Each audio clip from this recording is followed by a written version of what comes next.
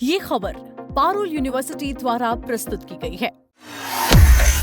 EPFO के नए नियम में नौकरीपेशा लोगों के सामने एक बड़ा सवाल खड़ा कर दिया है कि क्या अब हर महीने हाथ में ज्यादा सैलरी आएगी या रिटायरमेंट के होने वाली जो बचत है वो कम हो जाएगी। दरअसल नए प्रावधान के तहत पीएफ के अनिवार्य योगदान को 15,000 की वेज सीलिंग तक सीमित कर दिया गया, यानी कर्मचारी और एम्प्लॉयर दोनों को अधिकतम 1800 ही पीएफ में देना जरूरी होगा, जबकि इसमें सबसे ज्यादा जो योगदान है वो पूरी तरह इससे ज्यादा योगदान होगा वो पूरी तरह स्वैच्छिक रहेगा।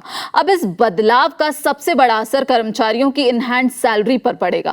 पहले जहां ज्यादा सैलरी वाले कर्मचारियों का पीएफ योगदान उनकी पूरी बेसिक सैलरी के आधार पर ज्यादा कटता था, अब ये कटौती 1800 तक सीमित हो जाएगी। इसका सीधा फायदा ये होगा कि हर महीने सैलरी से कम पैसा कटेगा और कर्मचारियों के हाथ में ज्यादा कैश आएगा, यानी कि इन हैंड सैलरी बढ़ जाएगी। खासतौर पर प्राइवेट सेक्टर में काम करने वाले हाई सैलरी कर्मचारियों को इससे तुरंत राहत मिलेगी, यानी शॉर्ट टर्म में यह नियम आपकी मासिक आय को बढ़ाने वाला साबित हो सकता है।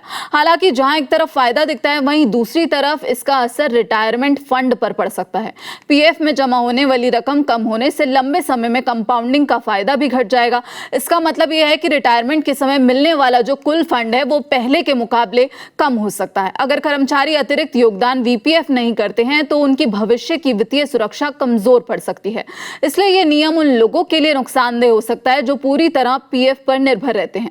नए नियम से कंपनियों को भी बड़ा फायदा मिला है। अब इन्हें कर्मचारियों के लिए पीएफ में 1800 से ज्यादा योगदान देना अनिवार्य नहीं रहेगा, जिससे उनकी कुल लागत सीटीसी पर नियंत्रण बना रहेगा। इससे कंपनियों के लिए सैलरी स्ट्रक्चर मैनेज करना अब आसान हो जाएगा और हाई सैलरी कर्मचारियों पर अतिरिक्त वित्तीय दबाव भी नहीं पड़ेगा। कुल मिलाकर यह बदलाव एम्प्लॉयर के लिए लागत घटाने और फिक्स रखने में मददगार साबित हो रहा है।